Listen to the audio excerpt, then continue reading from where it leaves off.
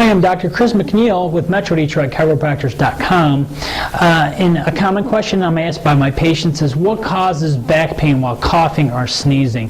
Now, what happens is, if you have a spinal problem, especially a disc problem, when you cough or sneeze, it increases the intraspinal, intradiscal pressure, and a already damaged bulging disc will even bulge out even more when you increase that pressure when you cough or sneeze. So that is what causes increased pain while coughing or sneezing.